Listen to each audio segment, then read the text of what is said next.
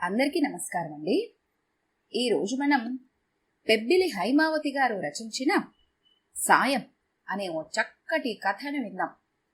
ఇక కథలోకి వెళ్దాం. భజగోవిందం భజగోవిందం గోవిందం భజ మూఢమతి అని పాడుకుంటూ పెరట్లోని మందారాలు నందివర్ధనాలు కోసుకొని పూల సజ్జలో వేసుకొని ఇంట్లోకొస్తున్న కామాక్షమ్మ ఎదురుగా కనిపిస్తున్న దృశ్యం చూస్తూనే ఉగ్రరూపం దాల్చింది. ఓసి పాపిష్టిదానా, నిక్షేపం లాంటి నా మడిబట్టలు తాకి మైలు చేశావు కదే అంటూ పెరటివైపు దృష్టి సారించి, ఓసై మంగమ్మ, ఎక్కడ చచ్చావే? నీ కూతురు ఏం చేసిందో చూడు. అయినా ఎన్నిసార్లు చెప్పాలే నీకు దీన్నిక్కడికి తీసుకురావద్దని అంది చేస్తున్న దైవనామస్మరణ పక్కన పెట్టి పని మనిషి మంగమ్మ మీద రంకెలు వేస్తూ. ఆ మాట వింటూనే చేస్తున్న పని వదిలి గడగడా వణుకుతూ అక్కడికొచ్చింది మంగమ్మ. యజమానురాలి కేకలకి బిక్క చచ్చిపోయి నుంచున్న కూతురు లక్ష్మిని చూసిన మంగమ్మ మనసు తల్లడిల్లిపోయింది.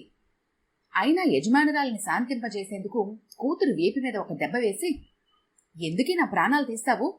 కదలకుండా ఒకచోట కూర్చోలేవా అంటూ 2 ఏళ్ల లక్ష్మిని రెక్క పట్టుకుని ఈడ్చుకెళ్లి పెరట్లోని బాదం చెట్టు కింద కూర్చోబెట్టింది. అసలే బిక్క చచ్చిపోయిన లక్ష్మి తల్లి కొట్టేసరికి ఏడుపు లంకించుకుంది. కూతురలా ఏడుస్తూ ఉంటే మంగమ్మ తల్లి మనసు తల్లడిల్లిపోయింది. అయినా యజమానురాలు చూస్తుండగా కూతుర్ని చేరదీసేందుకు ధైర్యం లేక నిస్సహాయంగా లక్ష్మీ వంక చూస్తూ పనులు చేసుకోసాగింది మంగమ్మ. దాంతో శాంతించిన కామాక్షమ్మ గొనుక్కుంటూనే మడిబట్టల మీద కాసిన పసుపు నీళ్లు చిలకరించి వాటిని తీసుకుని లోపలికి వెళ్ళిపోయింది. ఇదంతా చూసిన కామాక్షమ్మ కూతురు ఉషకి చాలా బాధ అనిపించింది. ఇంత రాద్ధాంతం చెయ్యకపోతే ఆ పసుపు నీళ్ళేవో ముందే చల్లేస్తే సరిపోయేది కదా అని మనసులోనే విసుక్కుంది. ఆ పసిపిల్ల అలా గుక్కపెట్టి ఏడుస్తుంటే చూడలేక పెరట్లోకొచ్చి, ఏయ్ మంగమ్మ, ఆ పని అక్కడ వదిలిపెట్టి లక్ష్మిని కాస్త ఎత్తుకో, పాపం చూడెలా ఏడుస్తుందో అంది మందలిస్తున్నట్టుగా. అలాగేనమ్మా అంటూ చేతులు కడుక్కొని పరుగున వెళ్లి కూతుర్ని అందుకుంది మంగమ్మ. ఉషా లోపలికెళ్లి 2 బిస్కెట్లు తెచ్చి లక్ష్మి చేతులు పెడుతూ, ఎందుకే దాన్నిక్కడికి తీసుకొస్తావు నువ్వు? వద్దని చెప్తున్నా కూడా పైగా నోరు వాయిలేనిదాన్ని అలా కొట్టేశావు అన్యాయంగా అంది ఉష జాలిగా లక్ష్మి వంక చూస్తూ. ఏం చేయను పాపగారు, ఇంట్లో దీన్ని చూసుకోవడానికి ఎవరూ లేరు. పని చేయకపోతే దినం తీరదు నాకు. ఇన్నాళ్ళు మా పక్కింటి ముసల్ది కాస్త కనిపెట్టుకుని ఉండేది దీన్ని. చుట్టాలింట్లో పెళ్ళని ఆవిడ ఊరెళ్ళింది. అందుకే తప్పనిసరి దీన్నిలా తీసుకొచ్చి బాధలు పడుతున్నాను అంది మంగమ్మ కన్నీళ్లతో. సరేలే, అమ్మ సంగతి నీకు తెలుసు కదా, కాస్త అటు ఇటు తిరగకుండా లక్ష్మిని చూసుకో అంటూ లోపలికి వెళ్ళిపోయింది ఉష. ఉష వెళ్లిన వంకే చూస్తూ, ఆ తల్లికి ఈ కూతురికి ఎంత తేడా అనుకుంది మంగమ్మ కూతుర్ని సముదాయిస్తూ. తల్లి దగ్గరకు తీసుకుని బిస్కెట్లు తినిపిస్తుండటంతో ఏడు పాపేసింది లక్ష్మి.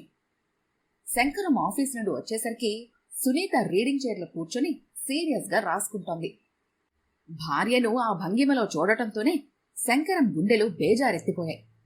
ఆమె అలా కూర్చుంది అంటే ఏ పత్రికలోనో కథల పోటీ ప్రకటన చూసుంటుంది. అందుకే సీరియస్ గా కార్యరంగంలోకి దూకింది అనుకున్నాడు భయంగా. ఎందుకంటే ఈ కథారచన ధ్యాసలో పడితే ఇంటి ధ్యాస, వంట ధ్యాస సరిగా పట్టించుకోదు. స్కూల్కి వెళ్లే చిట్టిపాప సుమని, పాలు తాగే చంటాడిని చూసుకోవాలి. ఎలారా బాబు అని దిగులు పట్టుకుంది అతడికి గతంలో అనుభవాలు గుర్తుకురాగా. అయితే సునీత భర్త రావడంతోనే, వచ్చారా, ఆ ఫ్లాస్క్లో కాఫీ కల్పించాను తాగండి అని చెప్పి తిరిగి రాసుకోవడంలో మునిగిపోయింది. కాఫీ సిద్ధంగా ఉందని వినడంతోనే, ఛా, నేను ఎక్కువగా ఊహించినట్లున్నాను అని అనుకుంటూ లోపలికెళ్లి బట్టలు మార్చుకొని కాళ్లు చేతులు కడుక్కొనొచ్చి కాఫీ తాగాడు. ఇంతలో వాళ్ళ గారాల పట్టి సుమ స్కూల్ నుండి వచ్చింది. కూతురు రాక సునీతలో ఎలాంటి చలనము కలిగించలేదని చూశాడు శంకరం. ఇక తప్పదన్నట్లుగా కూతురికి స్నానం చేయించి పాలు తాగించి హోంవర్క్ చేయమని పుస్తకాల ముందు కూర్చోబెట్టాడు. ఇంతలో బుజ్జిగాడు 6:00 రాగం అందుకోవటంతో భార్య కోసం ఎదురు చూడకుండా వాడిని చేతిలోకి తీసుకున్నాడు. ఈవిడగారు కథలు రాసినన్నాళ్ళు నాకు తిప్పలు తప్పవనుకుంటాను మనసులోనే తిట్టుకున్నాడు. హోంవర్క్ పూర్తయిన సుమ తండ్రి దగ్గరికొచ్చి, నాన్న ఆకలేస్తోంది అంది. కూతురు అలా అడిగేసరికి, అమ్మో ఇప్పుడు వంట చేయాలా అనుకోవడంతోనే అతడి గుండెలు గుబగుబలాడాయి. నీరసంగా కుర్చీలో కూలబడ్డాడు శంకరం. ఏంటి నన్న మాట్లాడవు, ఆకలేస్తోందంటుంటే అంది సుమ రెట్టిస్తూ. ఉండమ్మా చూద్దాము అంటూ వంటింట్లోకి వెళ్లి గిన్నెల మీద మూతలెత్తి చూశాడు. ఉదయం వండిన కూర, పులుసు కొద్దిగా ఉన్నాయి అందులో. హమ్మయ్య అనుకొని అన్నం వండేందుకు కుక్కర్ తీశాడు. అప్పటికే అందులో అన్నం, పప్పు ఉడికి సిద్ధంగా ఉండటంతో పెద్ద భారం దిగినట్లుగా ఫీలయ్యాడు. శంకరం స్వతహాగా మంచివాడే అయినా అతడికి ఏ చిన్న అసౌకర్యం కలిగినా భరించలేడు. అందుకు కారుకురాలైన వారిని నిందించకుండా ఉండలేడు. కాని ఇక్కడ అన్నీ సిద్ధంగా ఉండటంతో ఉదయం చదివి వదిలేసిన పేపరు చేతిలోకి తీసుకున్నాడు. రాత్రి 9 అయ్యేసరికి పిల్లలిద్దరూ నిద్రపోయారు. భార్య భోజనానికి ఎప్పుడొస్తుందని ఎదురుచూస్తూ కూర్చున్నాడు శంకరం. తపస్సు ఫలించి దేవుడు ప్రత్యక్షం అయినట్లుగా సునీత 9:30కి లేచొచ్చింది. భోంచేశారా మీరు అంటూ. నువ్వు లేకుండా నేనొక్కడిని ఎప్పుడైనా తిన్నానా అన్నాడు శంకరం ఆమె ప్రశ్నకు బదులిస్తూ. నా వలన మీకు చాలా ఆలస్యమైంది. ఏం చేయను? పత్రికలో వేసిన కథల పోటీ ప్రకటన చూడలేదు ఇంతవరకు. గడువు తేదీ చూస్తే ఇంకా 3 రోజులే ఉంది. అందుకని అంది సునీత నసుగుతున్నట్లుగా. భార్య అలా జాలిగా అనేసరికి నిజంగానే జాలేసింది శంకరానికి. పాపం, ఎప్పుడు మా కోసం ఎంతో కష్టపడుతుంది. నాకొచ్చే కొద్దిపాటి జీతంతో ఇల్లు ఎంతో పొదుపుగా నడుపుతుంది. పని మనిషిని పెట్టుకుంటే ఖర్చుని అన్నీ తనే స్వయంగా చేసుకుంటుంది. తనకి ఉన్న ఏకైక అభిరుచి రచనా వ్యాసంగం ఒక్కటే. ఎన్నో కథలు రాసింది గాని ఇంతవరకు ఏదీ ప్రచురణకు నోచుకోలేదు. ఎలాగైనా తన కథను అచ్చులో చూసుకోవాలని ఎంతో కష్టపడి రాస్తోంది. ఏదో తాపత్రయపడుతోంది కదా, ఓ 4 రోజులు సర్దుకుంటే పోలే అనుకున్నాడు శంకరం మొదటిసారి. పిల్లలు బాగా అవస్థ పెట్టారు కదూ మిమ్మల్ని. ఓ 2 రోజులు ఉదయానికి సాయంత్రానికి కలిపి కూరలు చేసేస్తాను. బియ్యం కడిగి కుక్కర్లో పెడతాను. మీరొచ్చాక స్టవ్ ఆన్ చేదురుగాని, వేడిగా ఉంటుంది అంటూ అతడికి ఇబ్బంది కలగకుండా ఉండేందుకు తానేం చేయాలనుకుంటుందో చెప్పింది సునీత. భార్య చెప్పింది విన్నాక ఈ మాత్రం దానికి నేనెంత ఊహించుకున్నాను అని మనసులోనే సిగ్గుపడ్డాడు. భోజనాలయ్యాక అలా మాట్లాడుతూనే గిన్నెలన్నీ కడిగి ఇల్లు సాఫ్ చేసేసింది సునీత. తాను కొండంతగా అనుకున్న పనిని భార్య ఏమీ కాకుండా అరగంటలో పూర్తి చేయడం అతడికి ఎంతో ఆశ్చర్యాన్ని కలిగించింది. పనయ్యాక తిరిగి సునీత రాసుకోవటంలో మునిగిపోయింది. శంకరం పిల్లల పక్కన వాలాడు, నిద్రకి ఉపక్రమిస్తూ. అర్ధరాత్రి హఠాత్తుగా మెలకు వచ్చింది శంకరానికి. టైం చూస్తే 2:30 అయ్యింది. ఎప్పుడొచ్చి పడుకుందో సునీత అతడి పక్కన గాఢ నిద్రలో ఉంది. తిరిగి నిద్రకు ఉపక్రమించాడు శంకరం. కాని నిద్ర పట్టలేదు అతడికి. లేచి హాల్లోకొచ్చాడు. అతడి దృష్టి సునీత రాస్తున్న కథపైన పడింది. ఇన్నాళ్లుగా భార్య కథలు రాస్తున్నా ఏనాడు వాటిపై దృష్టి పెట్టలేదు శంకరం. ఇప్పుడు ఏమీ తోచక ఆ కాగితాలను చేతిలోకి తీసుకున్నాడు. జీవితమంటే జీవితమే.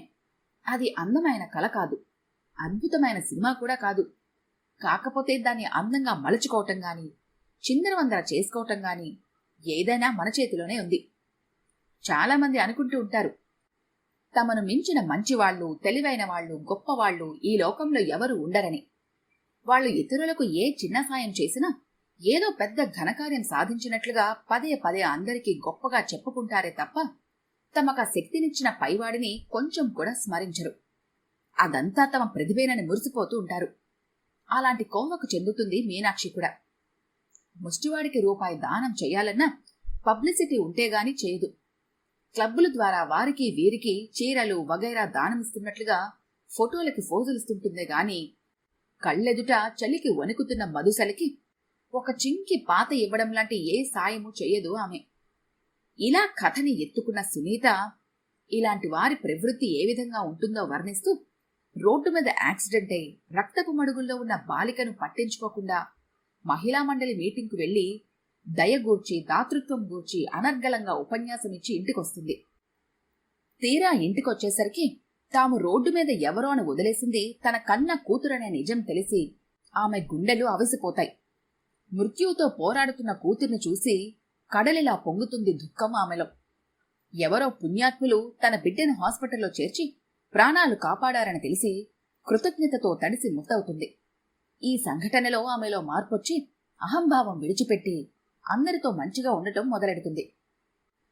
కథ ఆద్యంతము ఉత్కంఠ భరితంగా సాగి ముగింపు దగ్గర ఆగిపోయింది. చదివినంతవరకు ఎంతో బాగున్నట్లు అనిపించింది శంకరానికి.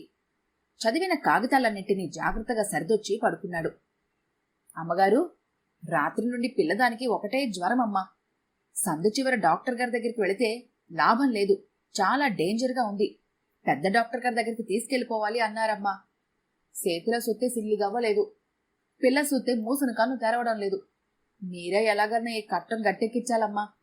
ఓ 1000 రూపాయలు ఇప్పించండమ్మా, నెల నెల జీతంలో నుండి కోసుకుందరు గాని అంది మంగమ్మ ప్రాధేయపడుతున్నట్లుగా. అబ్బబాబా, ఏమిటే నీ నస? ఎన్నిసార్లు చెప్పాలి నా దగ్గర లేవని? అవతల నాకు టైం అవుతోంది, మధ్యలో నీ గోలేంటే?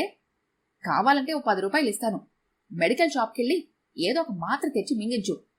ఆ డబ్బులు నాకేం తిరిగి ఇవ్వక్కర్లేదులే అంటూ 10 రూపాయల నోటు తీసి ముందుకు చాచింది కామాక్షమ్మ. అవన్నీ అయిపోయాయి అమ్మగారు, సూది మందు కూడా వేయించాను. అదేదో ఎకటించి సూది మందు వేసిన చోట రాయిలాగా గట్టిగా అయిపోయి నల్లబడిపోయిందమ్మగారు. వెంటనే వైద్యకం చేయించకపోతే శానా ప్రమాదమటమ్మా అంది మంగమ్మ దీనంగా చూస్తూ. నా దగ్గర లేవే, అయినా ఏదో నా ఒక్కదాని దగ్గర పని చేస్తున్నట్లు ఎప్పుడు చూసినా నన్నీ అడుగుతావెందుకు అంది కామాక్షమ్మ విసుగ్గా. లేదమ్మగారు, లలితమ్మగారిని కమలమ్మగారిని అందరినీ అడిగాను. ఎవరిని అడిగినా ఇదే మాట అంటున్నారు గాని ఏమీ ఇవ్వటం లేదు, అందుకనే మీ కాడికొచ్చాను అంది మంగమ్మ దీనంగా. వాళ్ళెవ్వరూ ఇవ్వనప్పుడు నేనొక్కదాన్ని ఇచ్చినంత మాత్రాన ఎలా సరిపోతుందే నీకు? నా మాట విని పిల్లని గవర్నమెంట్ ఆసుపత్రికి తీసుకుపో. అప్పు చేసి వేలకు వేలిపోసి ప్రైవేట్ ఆసుపత్రిలో చూపించే కంటే అదే మంచిది. రేపు ఎటుపోయి ఎటొచ్చినా కనీసం అప్పులు లేకుండా అయినా బయటపడతావు అంది కామాక్షమ్మ. డబ్బు సాయం మాట అటుంచి అలా అపశకునంగా మాట్లాడటంతో మంగమ్మ మనసు చివుక్కుమంది. మారు మాట్లాడకుండా గిరుక్కున వెనక్కి తిరిగి ఇంటిదారి పట్టింది, వచ్చే ఏడుపుని బిగబట్టి. నెలంతా అందరి ఇళ్లలో గొడ్డులా కష్టపడతాను, ఆ మాత్రం సాయం చేస్తానికి ఏ తల్లికి మనసు రాలేదు అనుకుంది బాధగా. వెళుతున్న మంగవంక నిరసనగా చూస్తూ, మింగ మెతుకు లేకపోయినా పౌరుషానికేమీ లోటు లేదు అనుకుంది కామాక్షమ్మ. అంతలోనే టైం చూసుకొని, పొద్దున్నే వెదవసంతా మూడంతా ఖరాబైపోయింది. ఈసరికి ఆశ్రమానికి అంతా వచ్చేసి ఉంటారు, నేనింకా రాలేదేమిటా అని స్వామీజీ ఎదురు చూస్తూ ఉంటారు. ఆ వనజారావు మీడియాకు ఫోన్ చేసిందో లేదో అంటూ హడావిడిగా తయారవసాగింది. ఊరి చివర ఉన్న నిర్మలానంద స్వామి ఆశ్రమంలో ఆ రోజున పేదలకు అన్నదానం, వస్త్రదానం కార్యక్రమం ఉన్నది. పేరుకు అది పేదల కోసం తలపెట్టిన కార్యక్రమమే అయినా ఆ కార్యక్రమం నిర్వహించే వారిలోనూ చిత్తశుద్ధి లేదు, ఆశ్రమంలో ఉన్న స్వామీజీతో సహా. ఎంతసేపు మీడియా కవరేజీపైనే వారి దృష్టంతా. మరునాడు పేపర్లోనూ టీవీలోనూ వచ్చే వార్తల కోసం ఎంతో హంగామాగా చేస్తున్నారు ఆ కార్యక్రమాన్ని. అందులో సభ్యులందరూ తామెంతో దైవచింతన కలవారిలా మడి తడి ఆచారాలను ఎంతో నిష్ఠగా పాటించేవారిలా ఎవరికి వారు గొప్పలు చెప్పుకుంటూ ఉంటారు.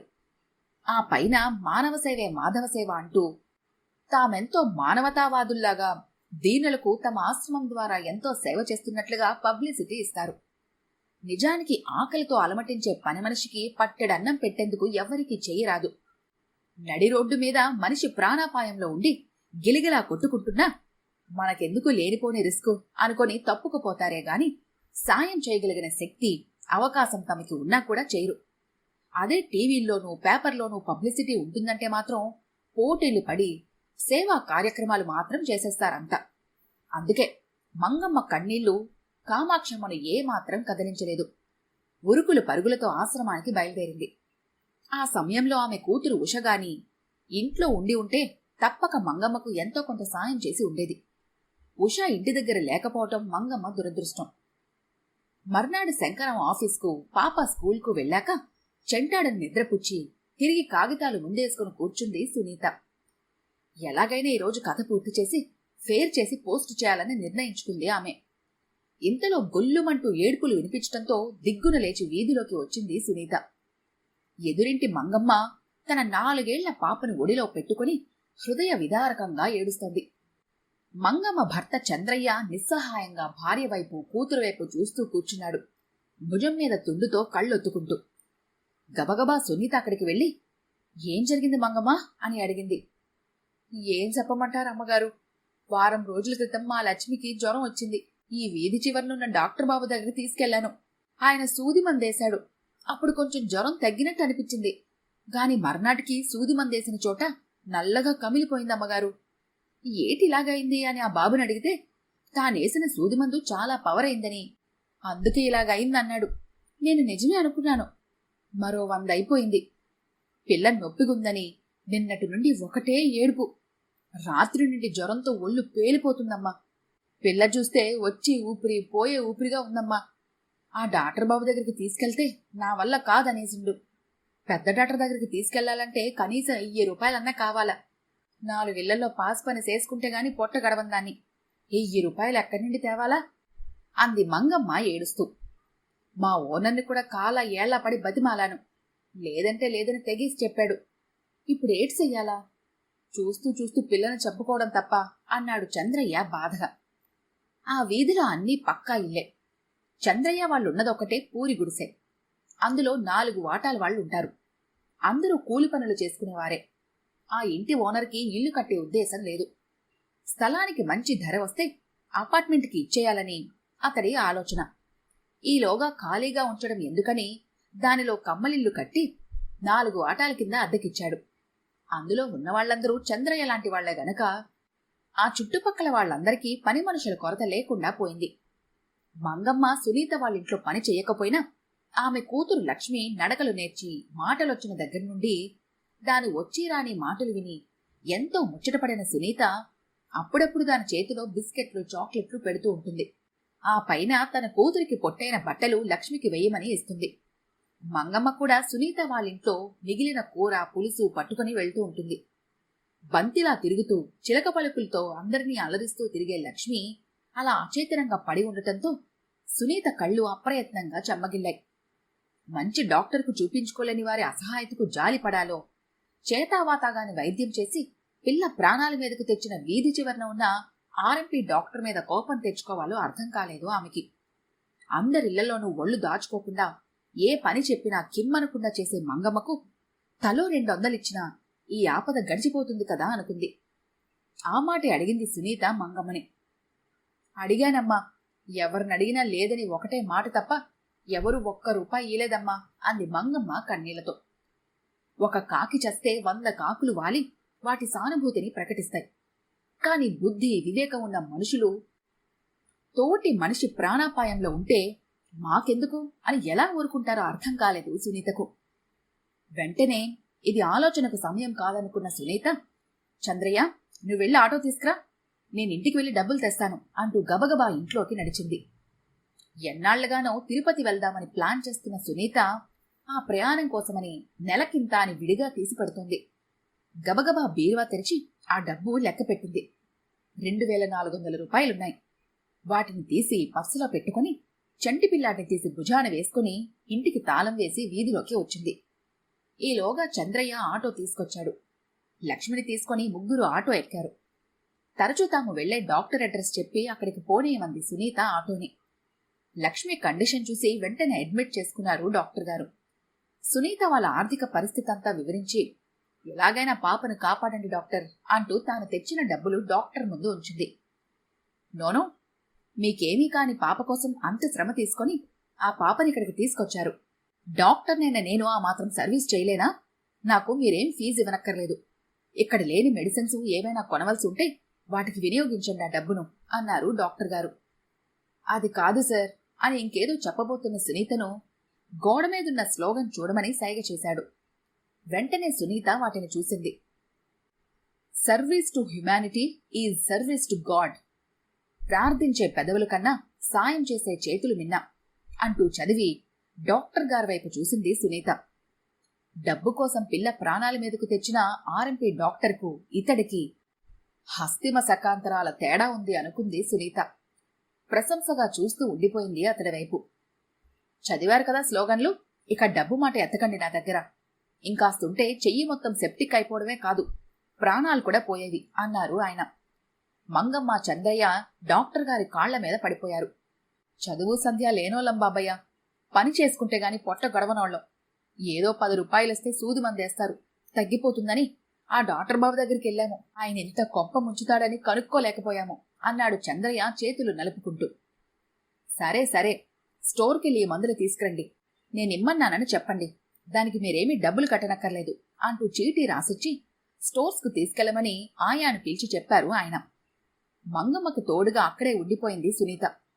సాయంత్రానికి టెంపరేచర్ తగ్గి ప్రాణాపాయం తప్పిందని డాక్టర్ గారన్నాక ధైర్యంగా ఉండమని చెప్పి ఏదైనా అవసరానికి ఉంటుందని అంటూ 1000 రూపాయలు తీసి మంగమ్మ చేతిలో పెట్టి ఇంటికి బయలుదేరింది. సునీత ఇంటికొచ్చేసరికి శంకరం పాప ఇంటికొచ్చేశారు. వడలిపోయినట్లుగున్న భార్య ముఖం చూసి, ఎక్కడికెళ్ళావు సునీత? ముఖమేంటి అలా పీక్కుపోయింది? భోజనం చేయలేదా మధ్యాహ్నం? అంటూ ఆమె భుజం మీద ఉన్న చెంటాడిని చేతిలోకి తీసుకున్నాడు శంకరం. పాపం, ఎదురింటి మంగమ్మ కూతురికి చాలా సీరియస్ చేసిందండి, హాస్పిటల్కి తీసుకెళ్లాను అంటూ జరిగిందంతా చెప్పింది సునీత.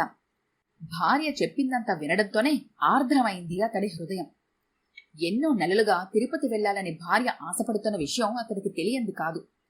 ప్రైవేట్ కంపెనీలో పనిచేసే తనలాంటి చిరుద్యోగికి అది చాలా పెద్ద కోరిక. దానికోసం రూపాయి చొప్పున భార్య కూడబెట్టిన సంగతి అతడికి తెలుసు. వచ్చే నెలలో కూతురికి స్కూల్ హాలిడేస్ ఉంటాయి కనుక దానికి అనుగుణంగా తాను కూడా సెలవు పెట్టుకుని ట్రైన్ టికెట్స్ రిజర్వ్ చేయించాలి అనుకున్నాడు. కాని ఇంతలోనే ఆ డబ్బుకి కాళ్లు రావటం అతడికి కొంచెం విచారం కలిగించింది. అయితే అలాంటి విచారపు ఛాయలేవి భార్య ముఖంలో కనిపించకపోగా పైపెచ్చాను ముఖంలో కనిపించిన ఆనందం అతన్ని విస్మయపరిచింది.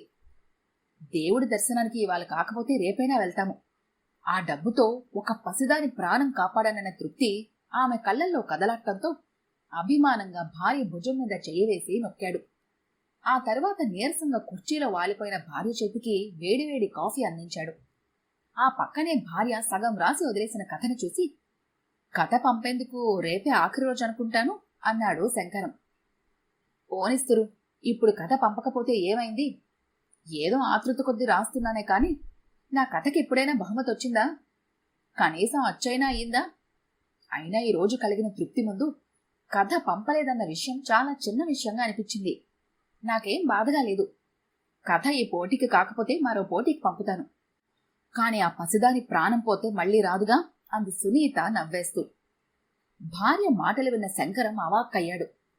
ముందు రోజు భార్య కథ రాస్తుండడం చూసి తానెంతో చికాకు పడ్డాడు. ఆమె కథ రాసే తీరు చూసి లోపల ఎన్ని జోకులు వేసుకుని నవ్వుకున్నాడో. ఆ రచనలు చేయడం వలన తనకి పనిభారం పెరిగిందని ఎంత విసుక్కున్నాడో గుర్తుకొచ్చి సిగ్గుపడ్డాడు శంకరం. ఉన్నవాళ్లు ఇతరులకు సాయం చేయడంలో గొప్పలేదు.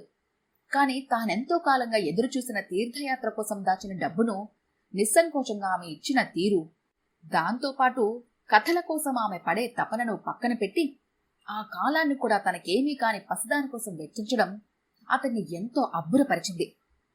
ఆమె వ్యక్తిత్వం ముందు తాను మరుగుజ్జులా భావించి సిగ్గుపడ్డాడు. ఆ రాత్రి ఆమె రాసిన కథకు చివర్లో 2 వాక్యాలు జోడించి రాసి తుది మెరుగులు దిద్ది ఒక రూపాన్నిచ్చి భార్యకు చెప్పకుండా ఆ కథని పోస్టు చేశాడు శంకరం. ఆ కథకి మానవత్వం పరిమళించిన వేళ అని పేరు పెట్టి మరీ పంపాడు. ఆ కథకి మొదటి బహుమతి వచ్చినట్లుగా పత్రికాఫీస్ నుండి ఫోన్ రావటంతో సునీత సంభ్రమాశ్చర్యాలకు లోనైంది. తాను పోస్టు చేయని కథకు బహుమతి రావడం ఏమిటో అర్థం కాలేదు సునీతకి. ఆ తరువాత భర్తే ఆ పని చేసుంటాడని గ్రహించి ఆనందంతో ఉబ్బి తబ్బిబ్బైంది. తాను కాగితం కలం పుచ్చుకుంటే చాలు చిర్రుబుర్రులాడే భర్త ఇలా ఎలా చేశాడని ఆశ్చర్యపోయింది. శంకరం ఆఫీస్ నుండి రావడంతోనే ఆ వార్త చెబుతూ, జీవితంలో ఎప్పటికైనా నా కథని అచ్చులో చూసుకుంటానా అనుకునేదాన్ని. కాని ఏకంగా బహుమతే వచ్చింది. నిజానికి సారి నేను పూర్తిగా రాయలేకపోయాను ఆ కథని. కాని మీరు కష్టపడి పూర్తి చేసి పంపి నాకు బహుమతి వచ్చేలా చేశారు. నిజంగా నాకు ఈ రోజు ఎంత సంతోషంగా ఉందో మాటల్లో వివరించలేను. నాకింత ఆనందాన్ని కలిగించిన మీకు ఏమిస్తే అంటున్న భార్య నోటికి తన చేత్తో మూస్తూ, నిజానికి నీ కథకు నేను చేసిందేమీ లేదు. ఇన్నాళ్లకు నీ టాలెంట్ను ఆ పత్రికల వాళ్లు గుర్తించారు. కాకపోతే ఇంట్లో ఉన్న నేనే నీ ప్రతిభను గుర్తించలేకపోయాను. ఆదర్శాలు వెల్లించడం ఎవరైనా చేస్తారు, అందులో పెద్ద విశేషమేమీ లేదు. కాని వాటిని ఆచరణలో పెట్టినప్పుడే మనిషి జీవితానికి సార్థకత లభిస్తుంది. ఆ పని నువ్వు చేశావు. ప్రార్థించే పెదవుల కన్నా సాయం చేసే చేతులే మిన్నా అని నిరూపించావు.